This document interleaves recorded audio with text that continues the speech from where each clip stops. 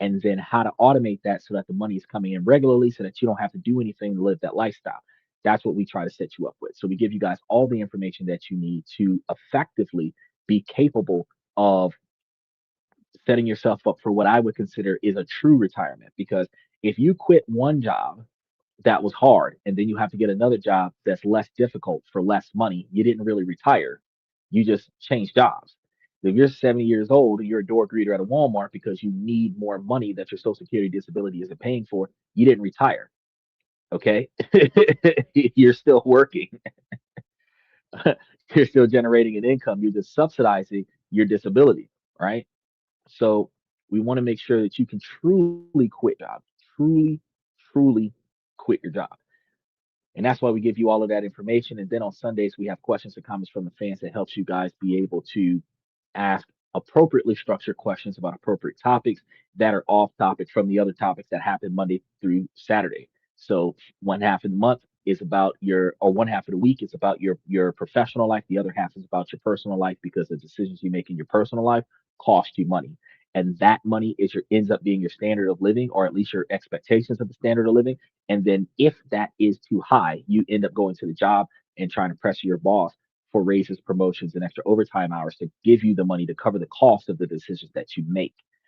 Then, if your boss doesn't give you that, your resentment towards that is going to lead you to either quitting that job or working less, reducing your work ethic, and then leading you into potentially getting fired. The alternative is that if you work for yourself, you raise prices on your customers in order to provide yourself with enough profit to cover the decisions you make in your personal life. Going from a stable income where you have a decent customer base to an unstable income where you don't have a decent customer base, that is a problem. So, while yes, you can put in less work to get a little bit more money, if you're making less money all the way around, but you're working less, the fact is you didn't achieve your objective. So, you want to be able to have consistency in currency. And that consistency in currency is what we talk about on a regular basis. As for today, we have to understand that the world has shifted on its axis. Late February 2026, what began as an operation of epic fury targeted by US and Israel strikes that killed Iran's supreme leader and other top officials has now spiraled into a full blown economic crisis. In retaliation, Iran has threatened all shipping in the Strait of Hormuz, the narrow artery that carries nearly a fifth of the world's supply.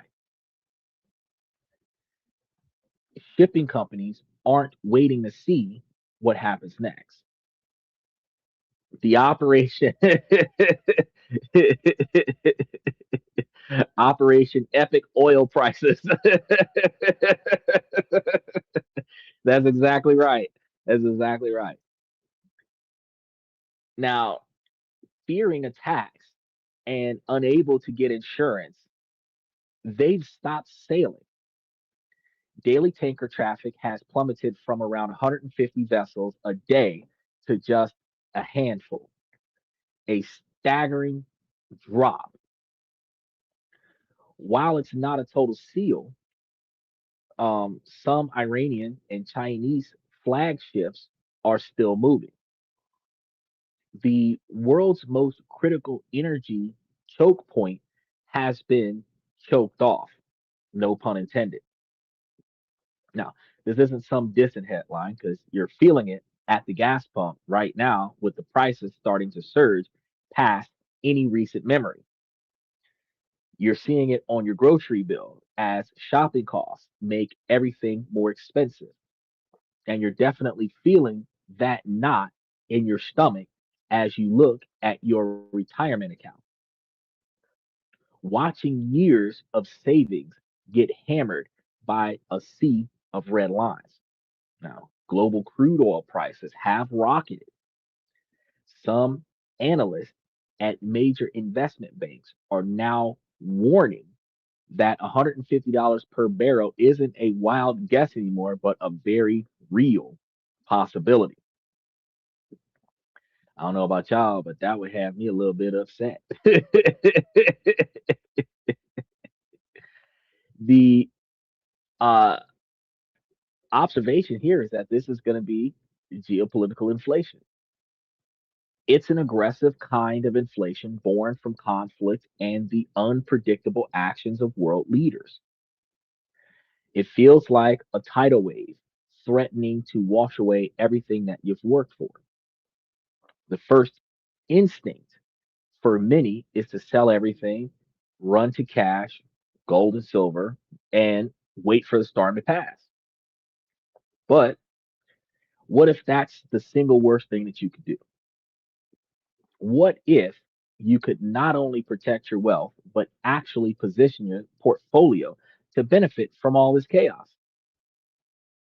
And that's exactly what we're going to be breaking down right now today. And this isn't about fear, it's about having a clear, actionable plan. That's right, Michael. Michael's like, buy, buy, buy. That's right. This is the idea. Soon as I started seeing shares drop, I'm like, ooh, I got some real estate investment trusts that are showing 20%. I'm like, ooh, 20.25%. Ooh, I'm like, I can fuck with that. No matter what, if I could find a loan at 10% or less, while I'm getting 20% or more dividends back on it, I could take that loan and I could plug that gap and I could make a substantially larger quantity of money where the principal would stay in the brokerage account and the interest would pay off the loan. That's fantastic. I don't, before I started doing this kind of stuff, I never would have fathomed that you could profit off of borrowing money from other people, but you really can.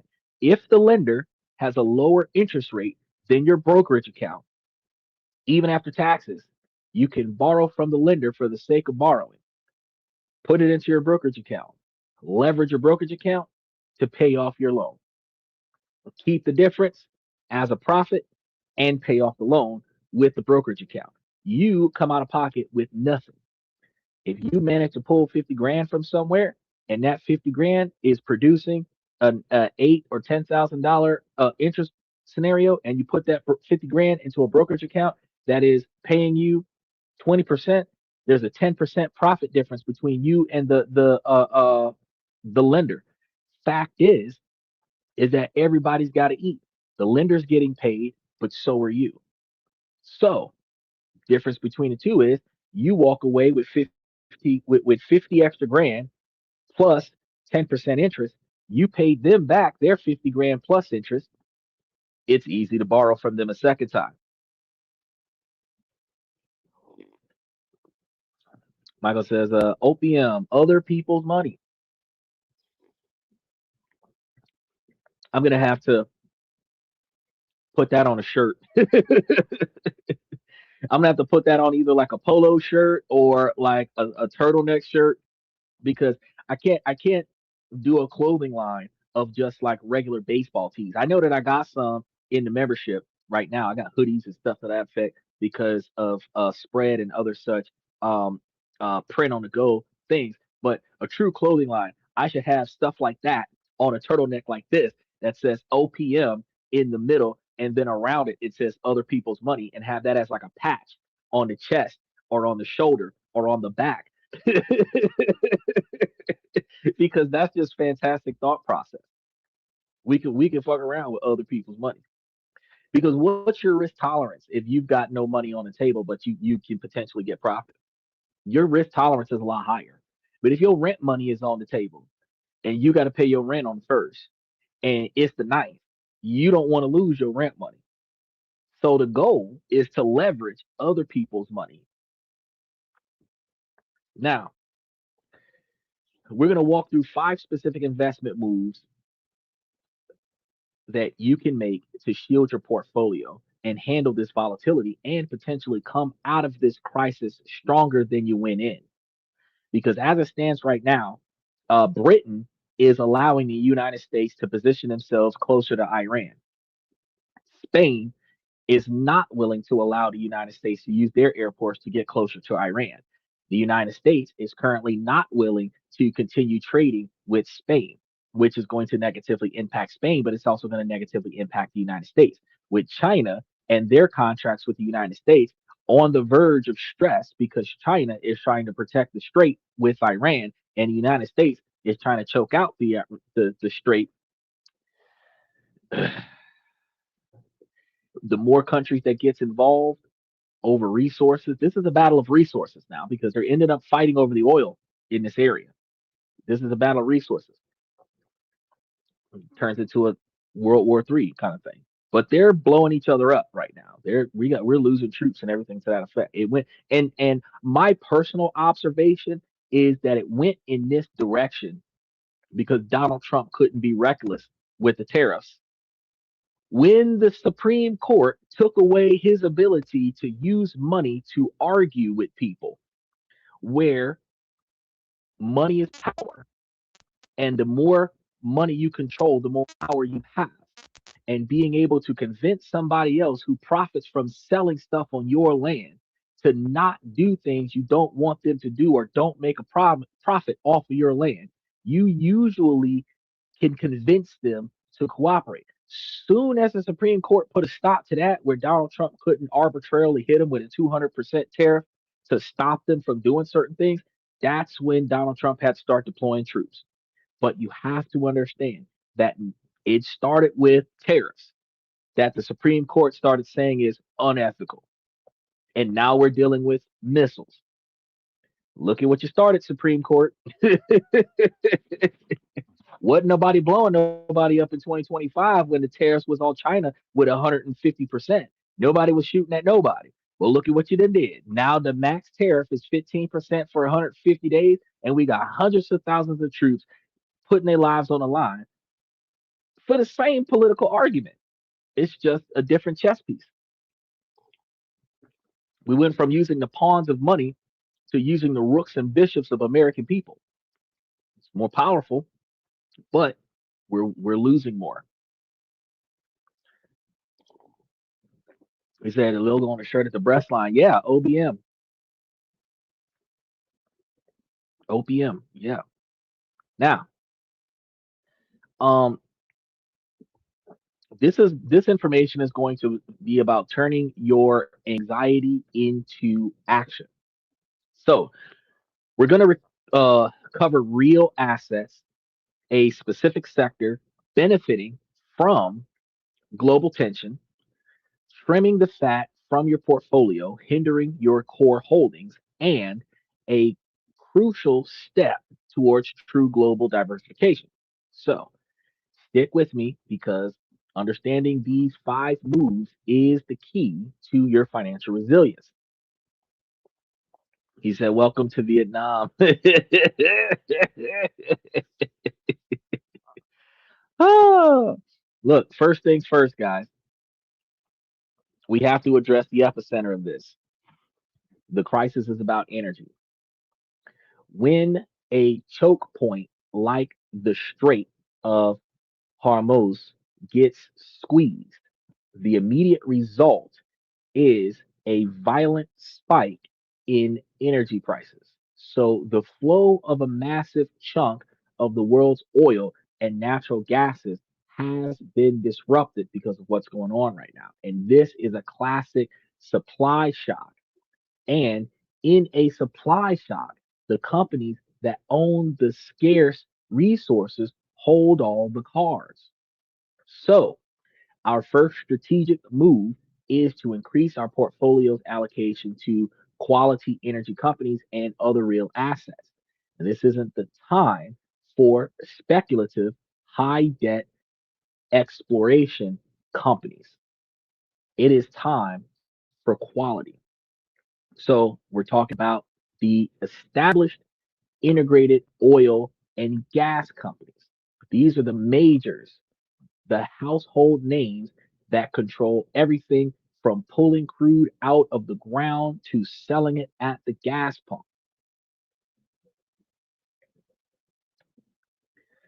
Either with all the panic selling, it's time to buy. Yes, sir.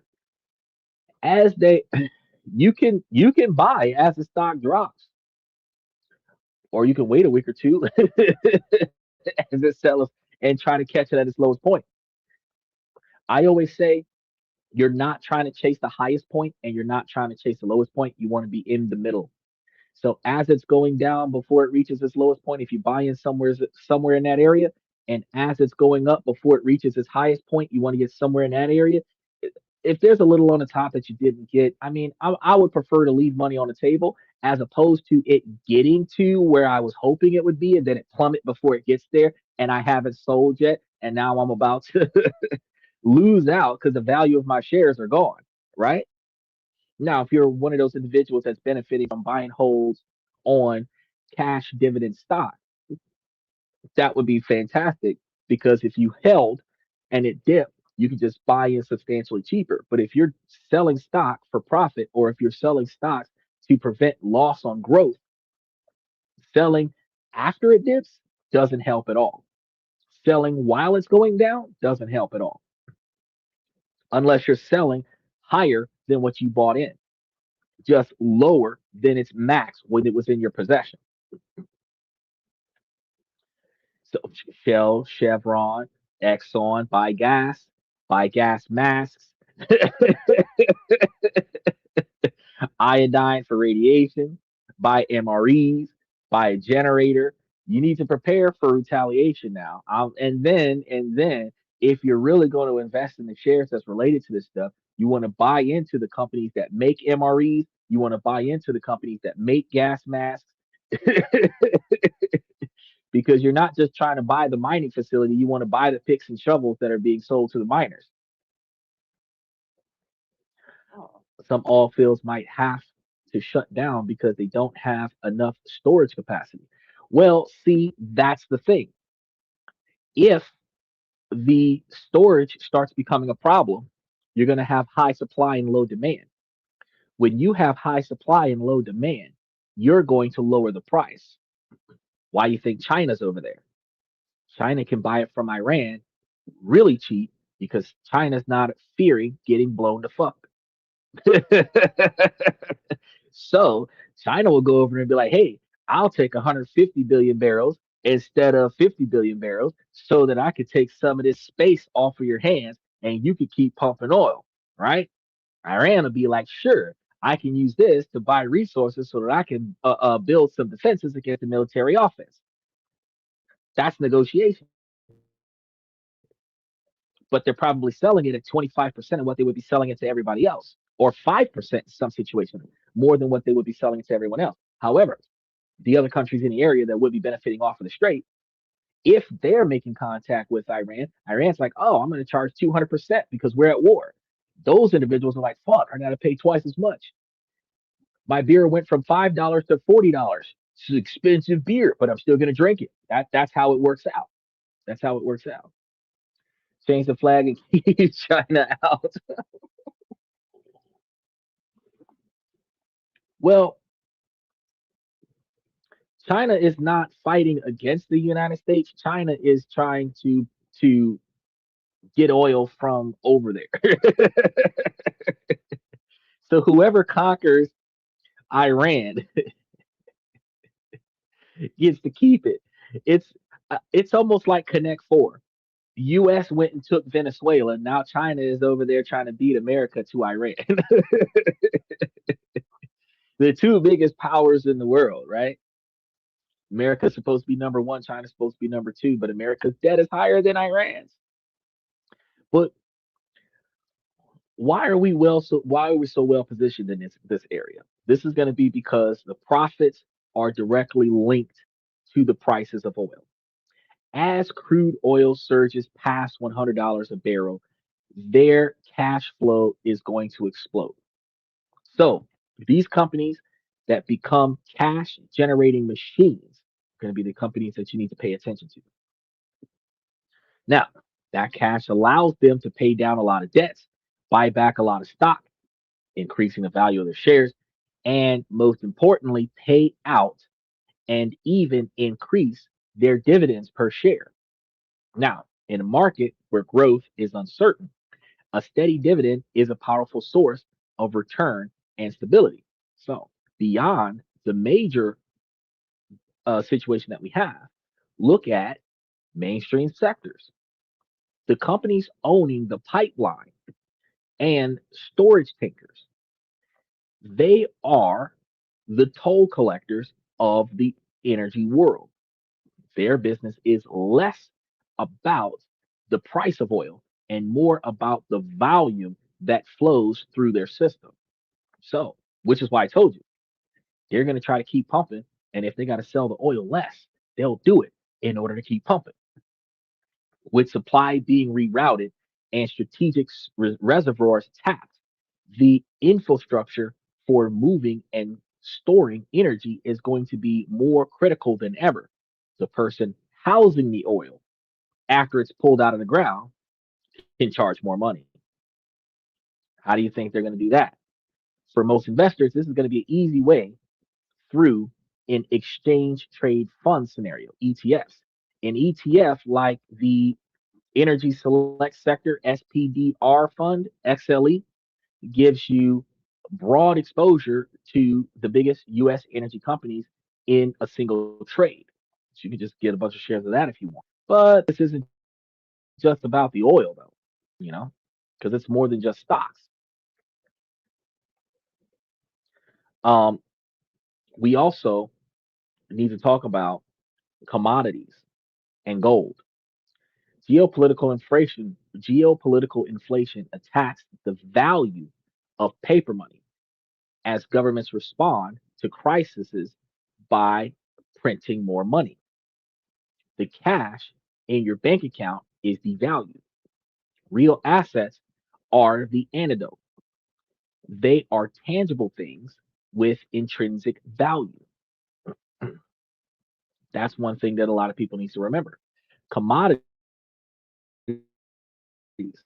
like energy, metal, and agriculture are the raw ingredients of the global economy. As shipping costs rise and supply chains get messy, the price of these basic goods go up. A broad-based commodity ETF like the Invesco DP Commodity Index Trading Fund, DP DBC. Let me put that in the comment for y'all. Y'all gonna be looking at it like, God damn, this man coming out of woodwork with stock. Yeah, I was y'all. I know a lot of people came here thinking, oh, he gonna be talking shit about the war. Look, bro, I told y'all last week they're gonna be blowing each other to smithereens for at least a month or two. I would say by summer it'll resolve itself. So we're in March creeping into April. By June, this should be over.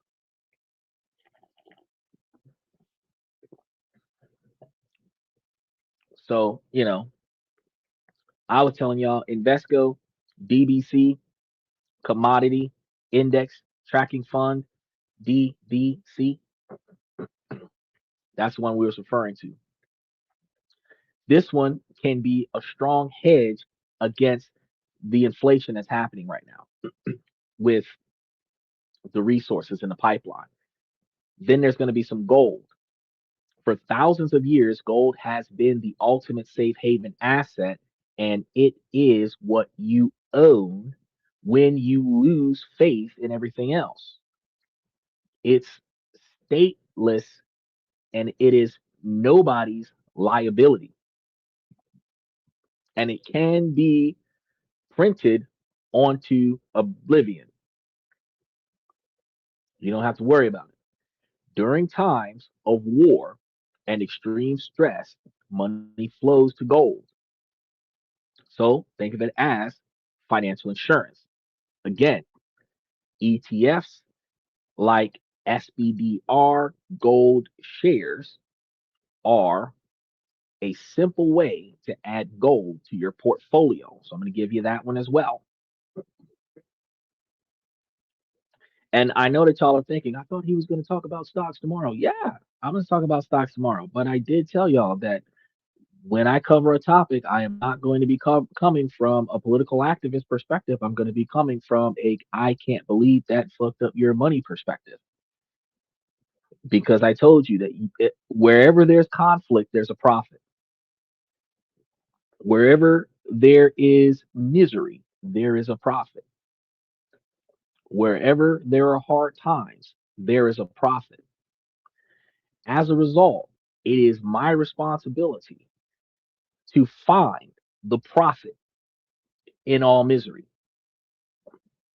Because in order for us to improve ourselves financially, instead of complaining about the way things are, it is my responsibility to talk about how to make things better, right? Now, this isn't about betting the farm on oil and gold alone. It's about a strategic tilt. We suggest a 5 to 10% shift of your existing stock allocations into the real asset bucket.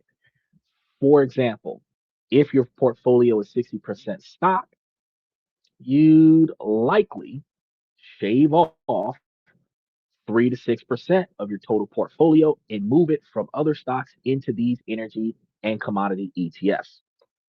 It's a meaningful but smart shift that adapts to the world's chaos, where without taking any crazy risks, you're going in on a decent improvement, right? Now, our second move might seem cynical, but from a purely financial view, it's a local response to the world that we're in now. The move is to add a targeted allocation to the defense and aerospace sector. The rationale here is going to be simple. Periods of intense conflict and global tension historically lead to more government spending on national security. It's a grim but predictable reality. The crisis in the Strait of Hormuz is just the sharp edge of a much bigger shift in global power. We're seeing a more assertive United States, a direct confrontation with Iran, and moves by China and Russia to challenge the current world order. For example, China has a deep strategic partnership with Iran and relied on the oil. The current situation is forcing China to pivot more towards Russia's supply, strengthening that alliance. At the same time, there's growing tension within alliances like NATO. So, for years, the United States has pushed European allies to increase their defense spending towards 2% of GDP targets. A crisis like this only makes those calls louder. Nations suddenly feel a need of new urgency to modernize their militaries, restock weapons, and invest in new technologies. This is going to lead to what happened with Spain and the United States. Spain did not want to increase money for the defense. The United States wants to pull funding. That was the other thing that they did. So it was a twofold scenario. And Donald Trump was using these penalties to show the rest of NATO that, hey, if y'all don't do what we say, then your economy will financially suffer. Again, utilizing money to control everything. Okay. So if the United States can force Spain to cooperate, and if Spain refuses to cooperate, then the United States cuts Spain off of its financial supply chain. Then Spain will suffer financially. Once Spain starts suffering financially under that hypothetical scenario, other countries will see that the United States will withdraw and that country won't make profits. You got to understand that is one of the biggest reasons why America is declared the richest country in the world because that is the place that you can make the most money. It's not because its citizens are rich. 70% of us are poor. But 100% of this population spends the most money worldwide. The United States spends more money than anybody else. That's why we're $30 trillion in debt. Make sure that y'all be mashing those reaction buttons while we're getting through this. The situation that we're in now is going to create a powerful and long lasting tailwind for the companies that supply these governments. So, we're going to be talking about the big contractors that build fighter jets, naval ships, and missile systems, but also the smaller companies specializing in high tech, um, drone deployments, and everything to that effect. It is going to also include things like parts and satellites and cybersecurity. When you think about it, the threat of naval conflict boosts shipbuilding. The threat of aerial strikes will boost missile defense. It's all connected. Anybody who in America is a self preserver is going to think the concern of retaliation on American soil would encourage American people to acquire arms so that they have them to bear. If you've only got one or two, you might want to get more ammo for them. If you don't have an assault rifle, you might decide to go get one. It really depends. But preparation is key. In case of a home invasion, doesn't always happen from missile strikes. It could have a task force get off of a shipping container and attack from the port. Think about your American history when Louisiana was attacked from the ports, when Napoleon was running the Gulf of Mexico. Any place that's able to be ambushed, you have the higher probabilities of being ambushed on your way to Walmart picking up groceries. So it is effective to make sure that you got yourself covered. This isn't about short term headline trading, though. I got to be real with you. It is about multi year trends. Government contracts are going to be long term, well funded, outside of shutdowns, and aren't subject to the whims of consumer spending. They are driven by a national security priority, which are now front and center. So, how do you invest in this? Well, picking individual defense stocks is going to be tough. The easiest route for most people is going to be again through ETFs. Now, real quick, there were a couple of shows a few months ago that I covered cybersecurity. I covered military personnel, I covered law enforcement agencies, I covered private prisons. I gave you a bunch of stocks that you guys can buy into, bunch of ETFs that you guys can buy into to cover these exact things, individual companies. However, funds like iShare US Aerospace and Defense ETF, that is a all-purpose uh, mother of all shares kind of thing. It's like a package deal kind of thing. It's like getting that 42 flavor multi pack at Walmart. It's a bunch of companies. If you don't know what to do, grab one of these. Or the Invesco Aerospace and Defense ETF. You want to grab that one. Collective, related to aerospace.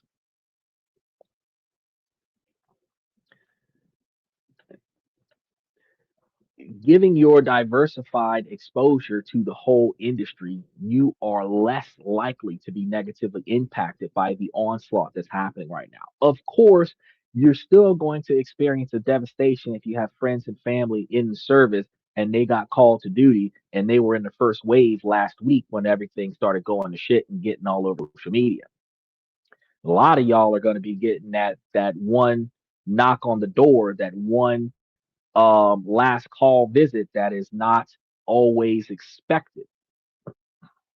Yeah, that part. All I can say is, did you get life insurance on those folks before they left? Because if you did, It'll go to the trust. Now, you're essentially going to be investing in the broad trend of increased global defense spending if you follow this route. This is a tactical move, not the core of your portfolio, because we recommend a smaller 3 to 5% shift from your existing stocks holdings. Um, it is enough to make a difference if the trend continues, but it is not so much that it would sink you if things suddenly calm down after a few months.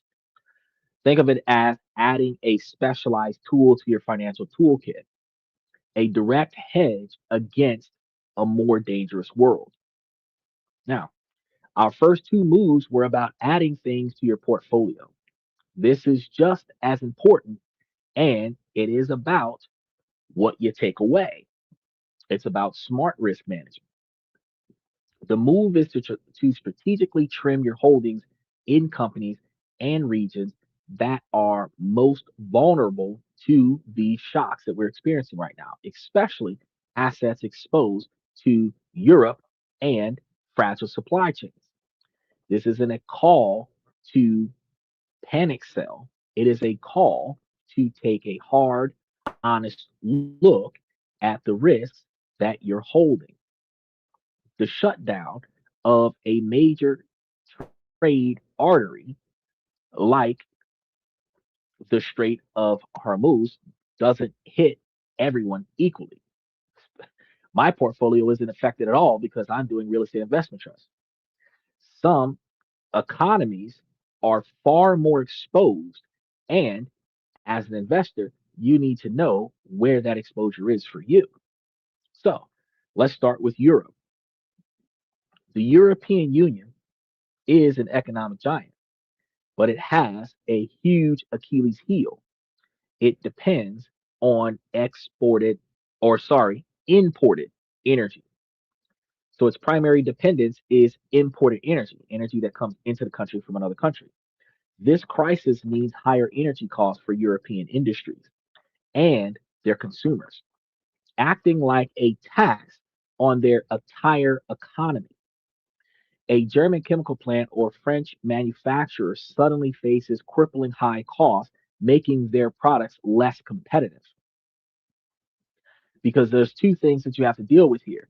You have to deal with extra protection for your products, but then you also have to deal with the higher costs for your employees to travel during war times.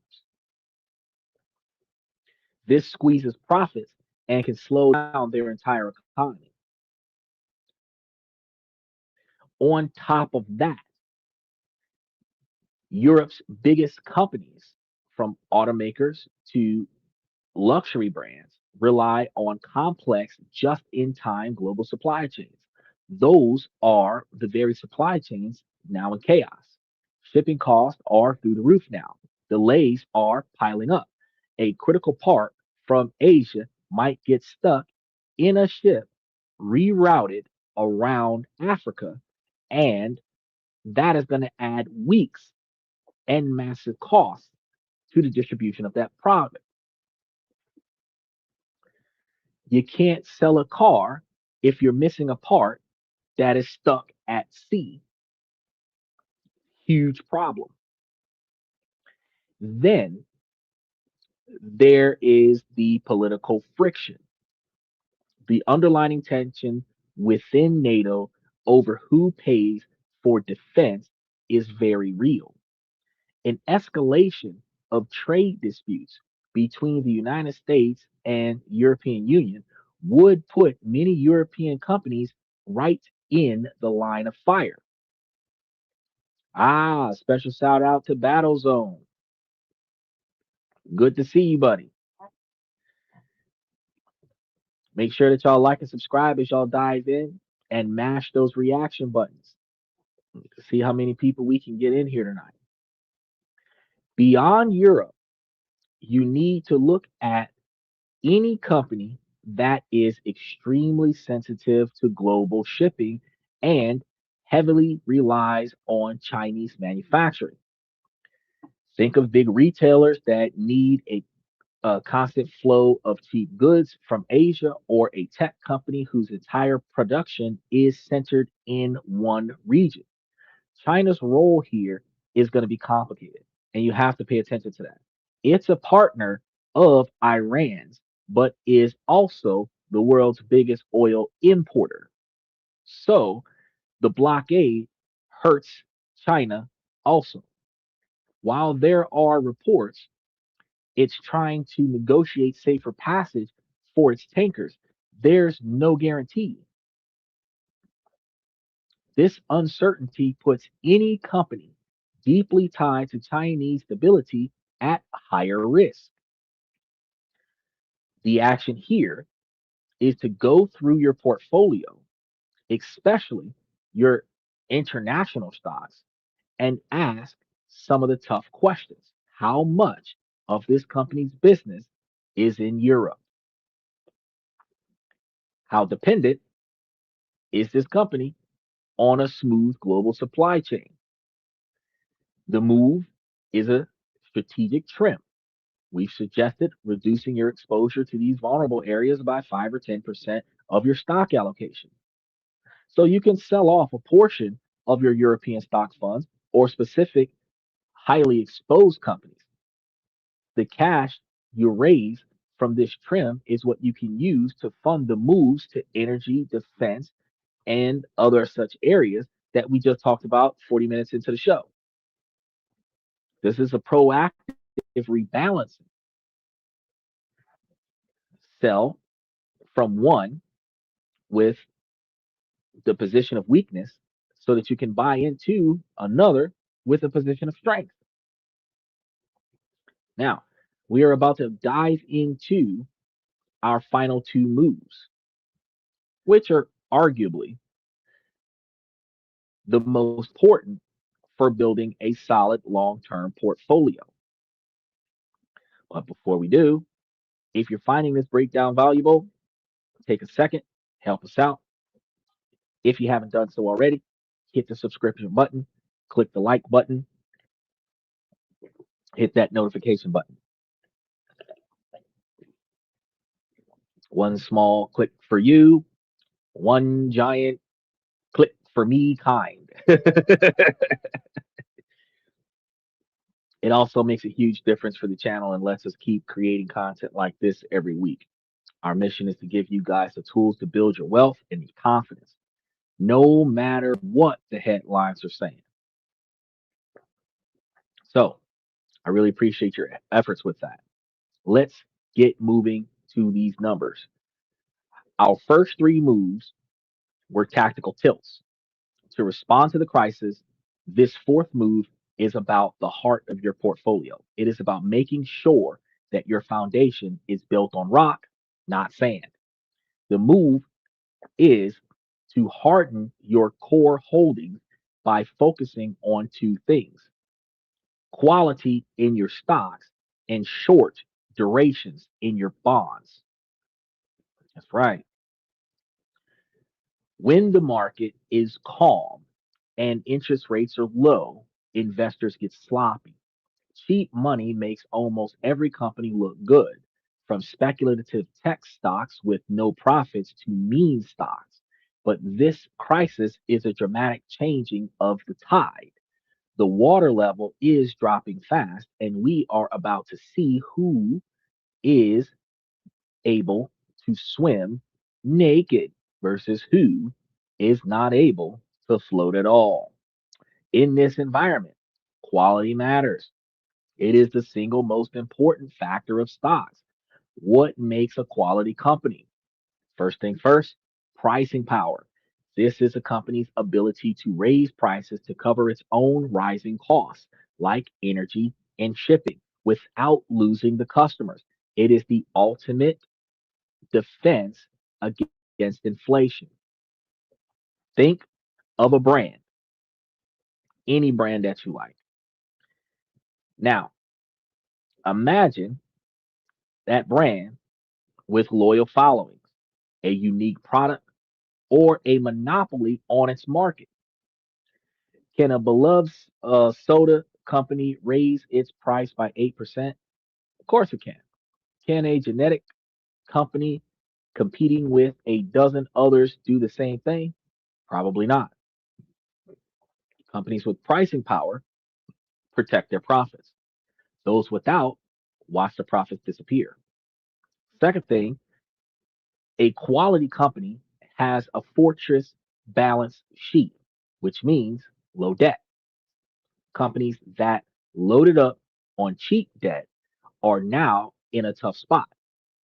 When they need to refinance, it will be at much higher interest rates, which eats directly into the profits. A company with lots of cash and very little debt is going to be its own boss. It can survive a downturn by weaker competitors and keep investing in its own growth. So, like a parasite, survive the downturn, feed off of the competitors, and then rapidly explodes its own growth. You often find these kinds of companies in sectors like consumer staples, things with people buying it no matter what, healthcare, and some dominant tech firms. The goal is to shift the core of your stock portfolio away from speculative nonprofit companies to some of these. These are going to be the resilient, cash rich market leaders. Now, for the other half of your portfolio, the bonds. For a decade, the 60/40 stock bond portfolio was gospel. But the 40 part has become dangerous if you don't understand one key concept: duration. Think of duration like a seesaw. The length of the bond's maturity is the length of the board. The further you are from the center, the more you move up and down when your interest rates change. A long duration bond, like a 10-year or 30-year treasury, is like sitting on a very end of the seesaw. In today's inflationary environment, central banks have to keep interest rates higher for longer. If rates stay high or go even higher, the price of those long term bonds will fall hard. The solution is to shorten the duration of your bond holdings. You want to get off the end of the seesaw and you want to move closer to the middle. This means selling the long term bond funds and moving into short duration bonds. This means that the maturity rate's going to happen a lot faster. You're going to get access to your money a lot quicker without having to worry about the penalties. Typically, these are going to be those maturities of 1 to 5 years. They're far less sensitive to rate changes and provide stability, liquidity, and a decent yield. At this point, around 4%.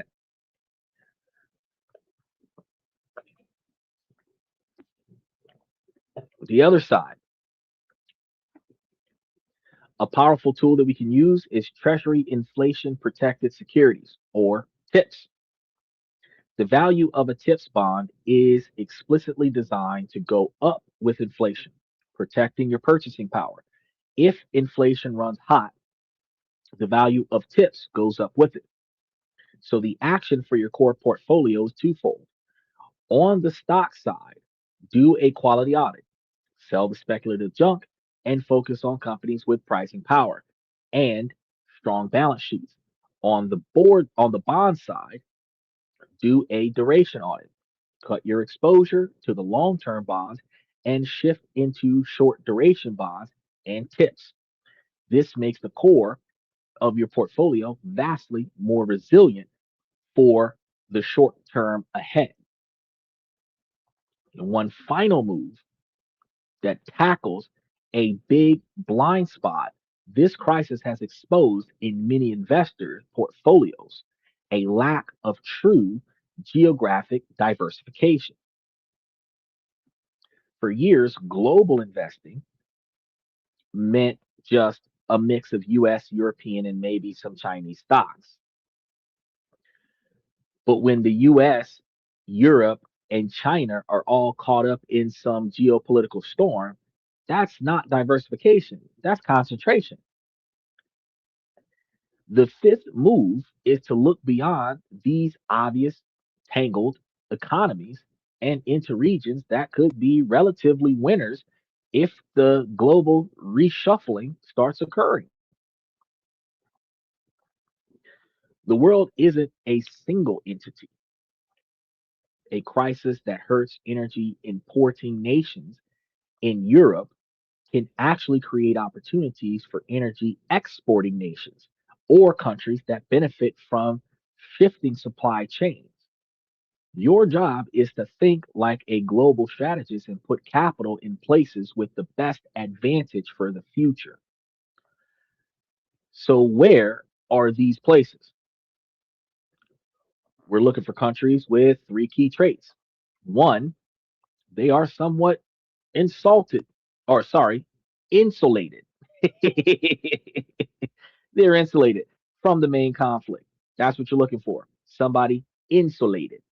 Two, they have positive domestic trends like growing populations. And three, they stand to benefit from friend shoring as companies move their manufacturing away from geopolitical hotspots. A few regions that stand out. Let's start with Mexico. The trend of near shoring, moving manufacturing closer to home, is exploding. As companies reduce their reliance on Asia, Mexico is the most logical destination. It's going to share a massive border with the United States and is part of the USMCA free trade agreement and has competitive labor costs. Um, what you got going on, Stephen? He said, if they are insulated and insulated, it is a bonus. Yes, if you're looking at a country that are um, n- insulated, kind of protected, kind of shielded off away from all of the chaos, then they are going to be a bonus because they're going to be able to turn profits without having to worry about missiles accidentally hitting their factories. They're not going to have to worry about casualties. They're not going to have to worry about their ships being blown up if they don't even need ships to transport.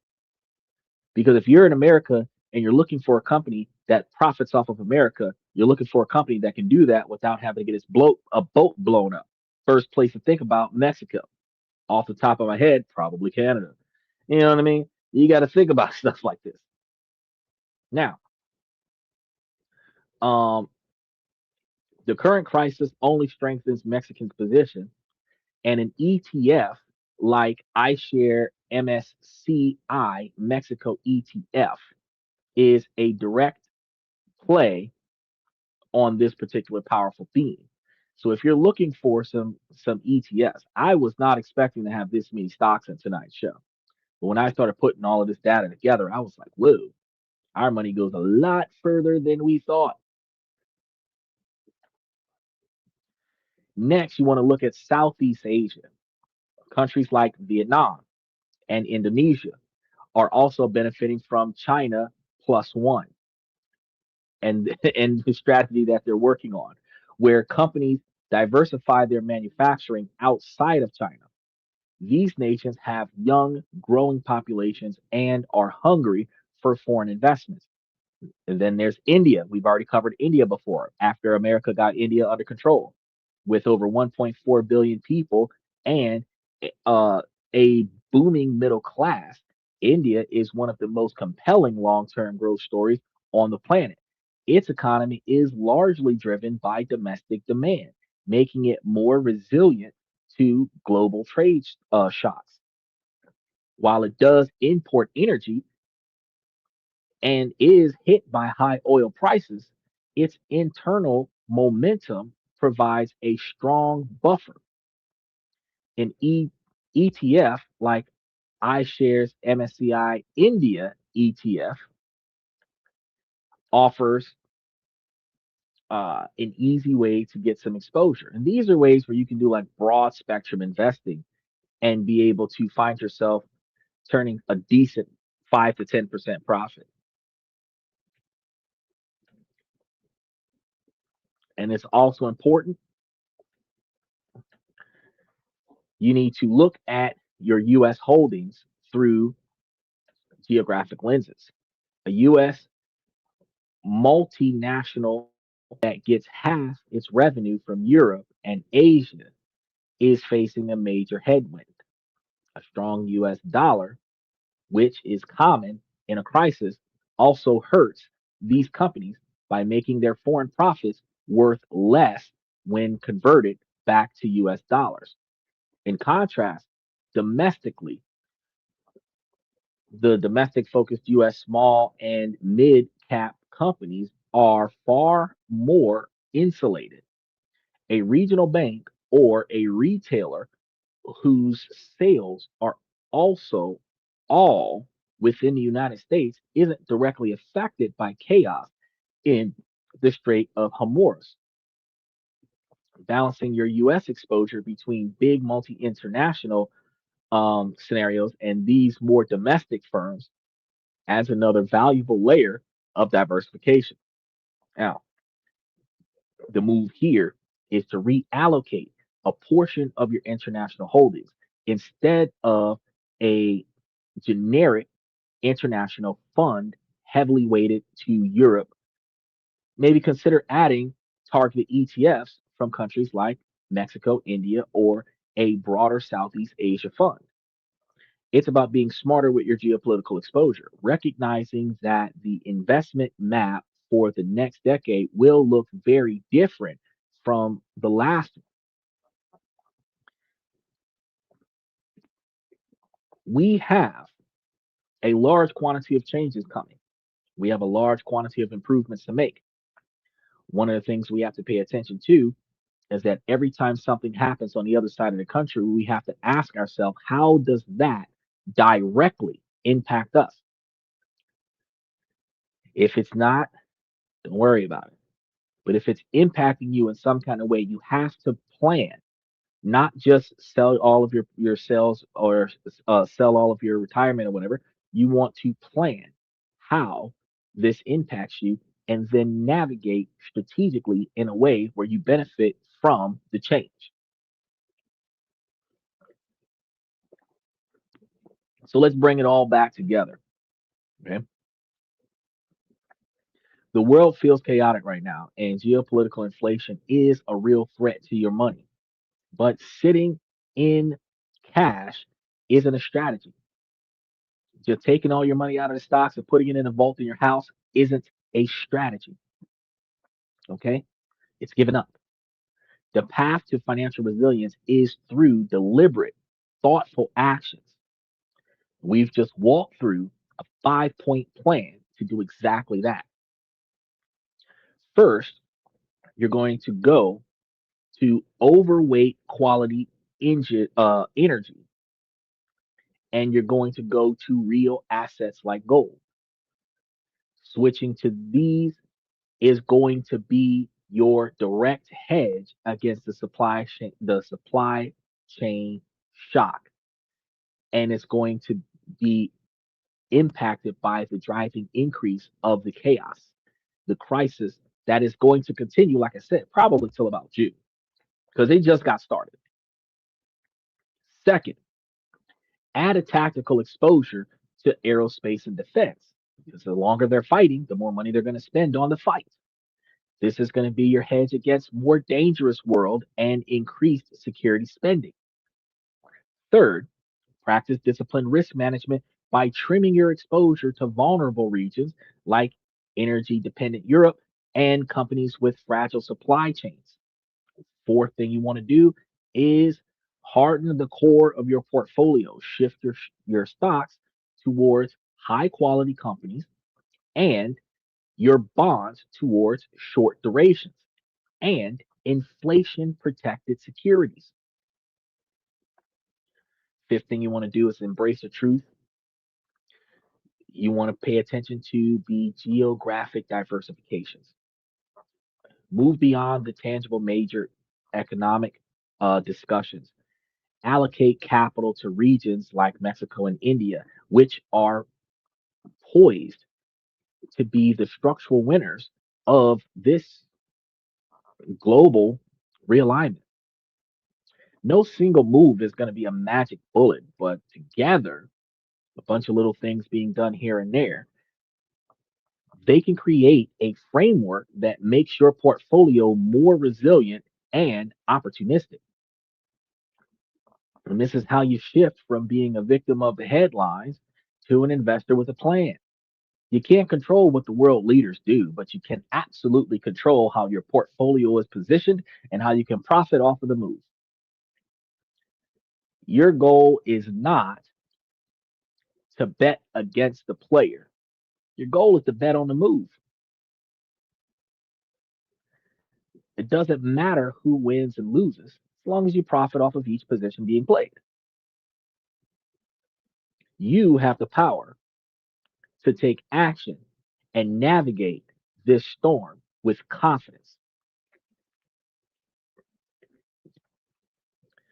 So, I want to hear from you guys. What is your single biggest concern about investing in 2026? Make sure that you take the opportunity to leave comments into the comment section. And if you haven't already subscribed to the notifications, do so and like the channel. I don't want you guys to miss out what we're going to be talking about tomorrow because we've got a lot of stuff coming up where we're going to be discussing. I haven't even put up the show yet. We're supposed to be discussing about how to establish our offshore bank accounts the easiest ways possible. And we're talking about legal established bank accounts where you can create bank accounts and relocate capital overseas. We're going to be discussing the benefits of having an offshore bank account in a country that you plan on going to, which makes it easier for you to settle down over there. We're going to be covering a lot of different things that is going to make international investing make more sense to you. And when you're piggybacking international investing with international travel, if you're going where your money is or sending your money to where you want to be, you find yourself, if y'all ever played GTA, after you beat the game, you're traveling the map, collecting money. That should be a goal for the end of your life. That should be part of your 20-year plan. I'm going to Peru because I've got money there.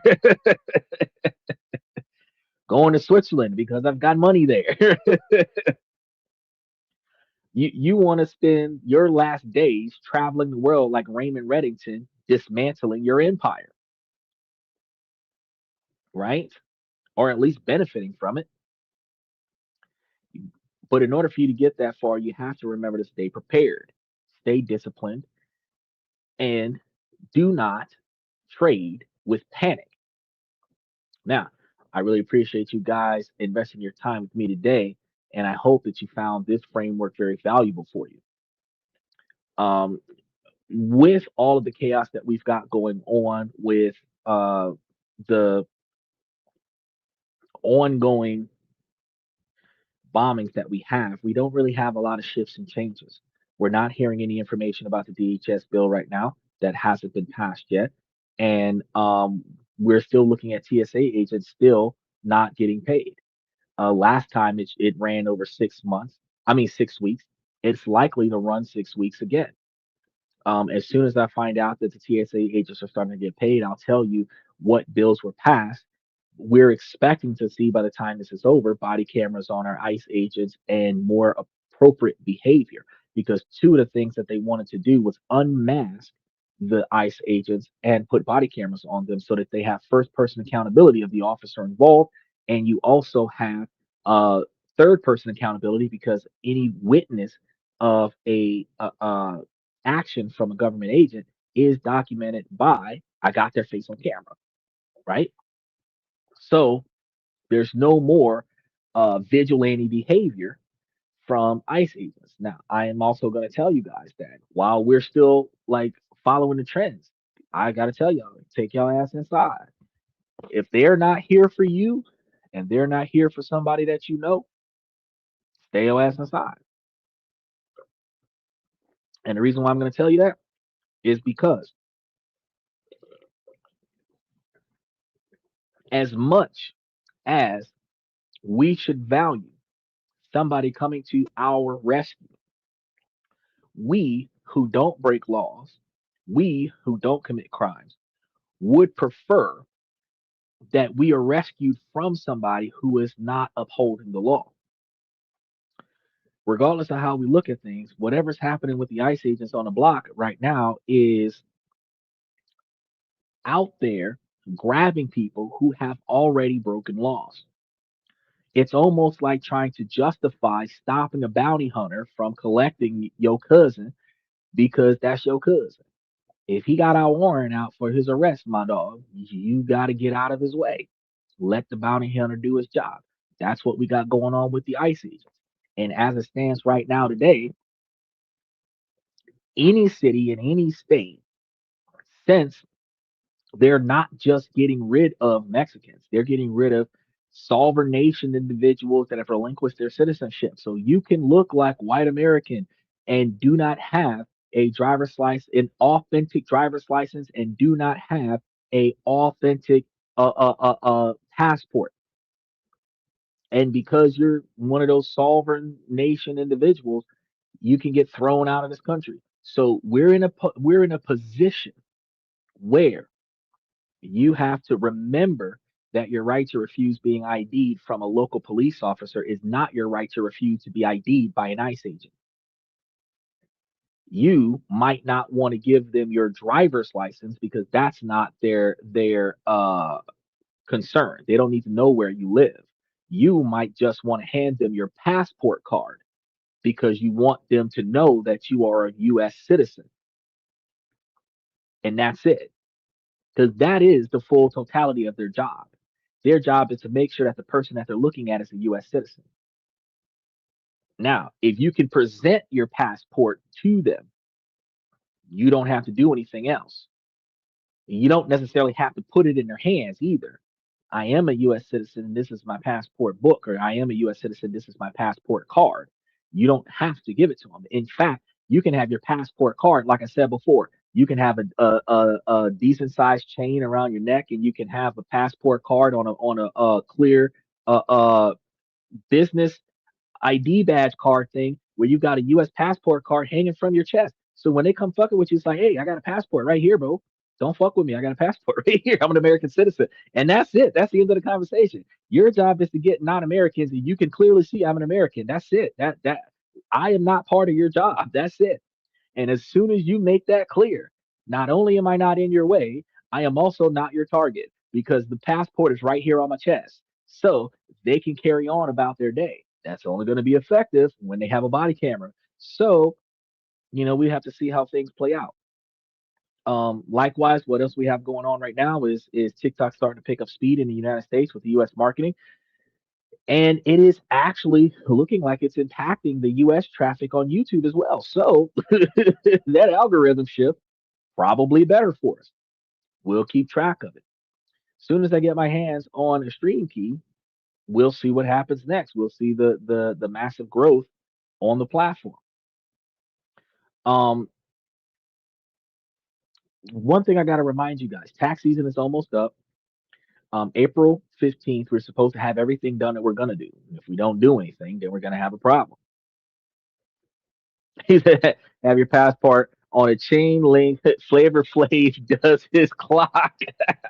Yes, I'm really serious about that because if you have it on one of those biker chains clipped into your wallet kind of thing, you have to reach for it.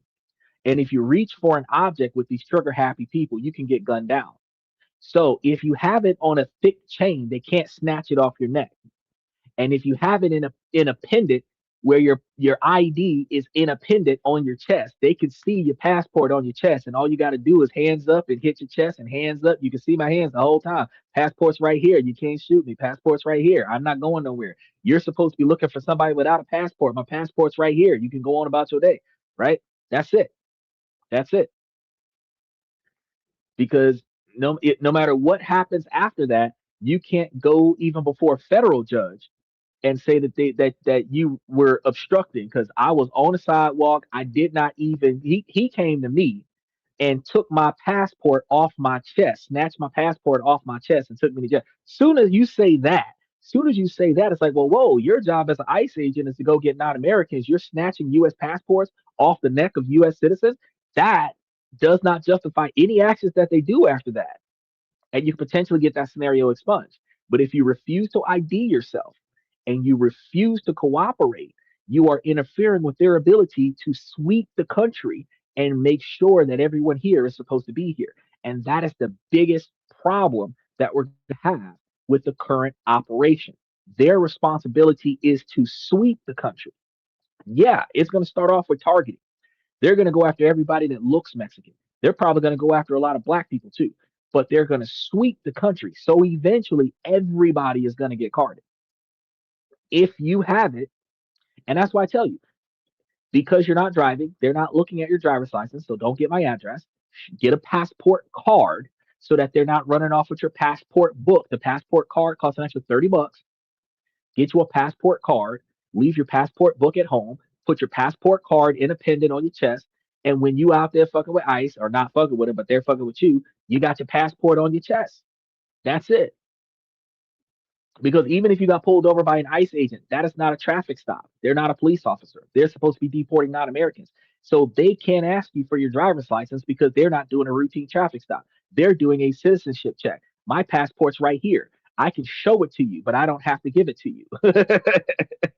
I can show it to you. Matter of fact, I can read the numbers off of the passport for you so that you can put it into your system so that you can verify that I'm a US citizen. That's it. That's all I got to do is identify myself. And one of the things that we learned growing up in the hood is if you memorize your driver's license number, you don't got to give it to them. You can just tell them what it is. If I recite my driver's license number to them, they have the responsibility to write it down and then type it into their system and go make sure that that's me. That's it. As long as you provided them with enough information to ID you. So, first, last name, driver's license number, that's it. I don't got to give you my social security number, my date of birth. I don't have to give you my address. I don't have to give you my phone number because your first, last name, and your ID number, that will identify you in their computer. That's it. That's it. I have a very common name. That's fine. There's only one license with my number on it. Once they match that license to that name, that's it. They're going to get a photo. That photo's going to match my face. That's it. Glasses and all. That's it. Once they've done that, hey, he's clean. So this is how you keep yourself out of trouble. So you don't feel like reaching into your wallet to pull out that ID. They're going to say, give me your wallet. I don't have to give you nothing. But what I'll do is I'll tell you what's on the wallet. I'll tell you what's on the ID. That's it. I'll meet you halfway. I'll tell you what's on the ID. Write it everything down. Go run it through the system. Don't worry, I'll wait. But I'm not getting nothing out of my pocket because you're not going to put 10 holes in me, right? As much as they want to argue with that in a legal court of law, if you gave them the information that they would have otherwise gotten off of the ID, they don't need the ID, right?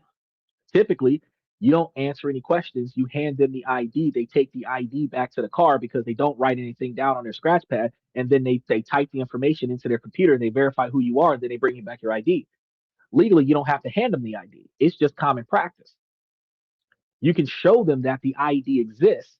And then if you need to read the information off the ID for them, that's the best that you're going to do. But I'm not letting you take it with you because I don't have to let you take it with you. You just got to know your rights. Now, you be too disrespectful out there, you're not going to make it till tomorrow. Mom always said you got to survive in the streets to take them to court. So the decision that you make is to de escalate the situation and end it. That's what you have to do. If they got to violate a few of your rights, that's fine. But you can stand on a few of the ones that make no damn sense. So that's all I got for you guys for tonight. It was a short show today because I mean we don't have a lot of politics going on right now that's impacting our money, but this is in fact going to negatively impact our money in a lot of different ways. And another way that we're going to be impacted is going to be the goods and services that we're not going to receive if Spain gets embargoed. It hasn't happened yet. Donald Trump threatened to shut down all trades with Spain. He hasn't actually done it yet. So I don't have a whole long show about, ooh, what if Donald Trump follows through with his.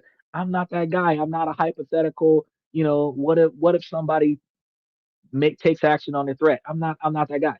I'm the guy that says, well, look, right now we know what's going on with our money. When Donald Trump shuts down the government, that's when we're gonna start talking about how shit, it's not nothing that you used to get from Spain is being shipped over here no more, man. We're gonna be missing out on this. We're gonna be missing out on that. You're gonna see a clearance sale on this. You're gonna see prices going up on that. That's when we're gonna talk about it when he actually takes action on it, because you never know.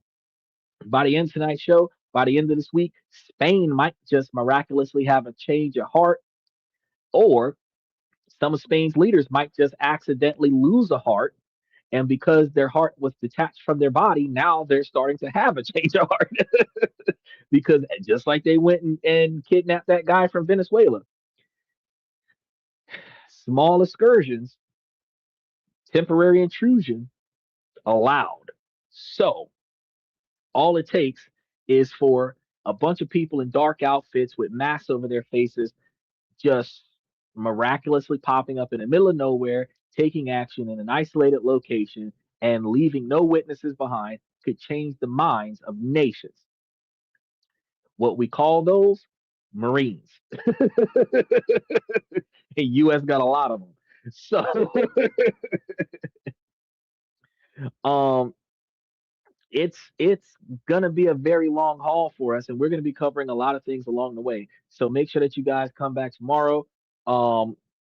Wednesday, and then the rest of the week, because we're going to be giving you guys updates at the top of the hour. And we're also going to be providing you guys with more information throughout the year about all of the ways that the changes in the world and the changes in the economy is benefiting you, and some of the ways that it's not. So, with that being said, first thing we're going to say is, ladies, as long as the situation doesn't make sense, I'm going to keep asking you, ladies, to make it make sense. So, ladies, please make it make sense. Then, fellas, I give y'all this information to help y'all become higher value men.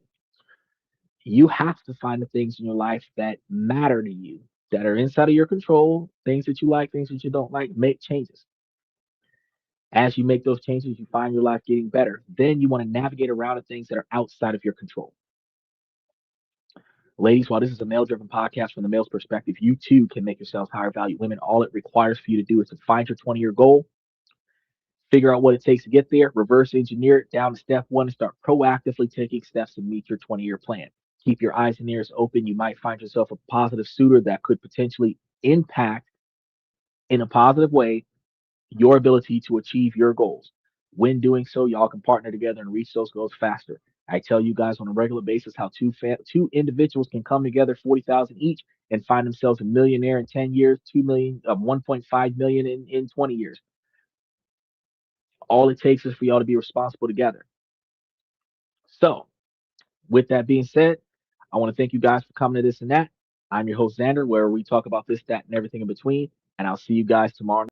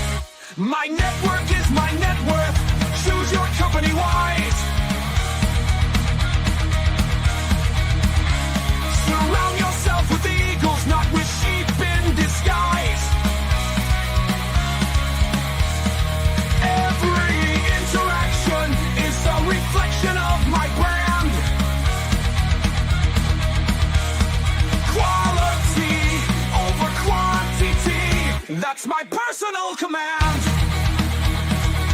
I'm not landing on higher ground where excellence is found. My potential knows no bounds. Raising the bar, breaking ground.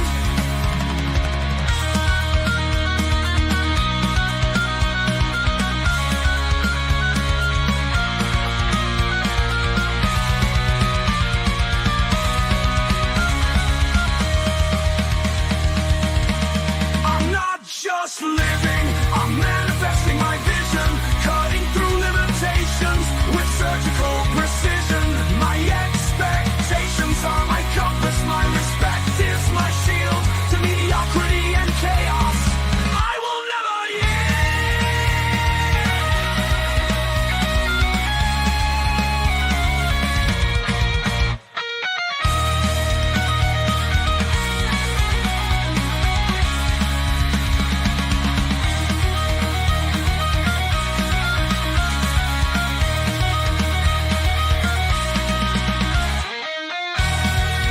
I'm not just living, I'm manifesting my vision, cutting through limitations with surgical precision. My expectations are my compass, my respect is my shield to mediocrity and chaos.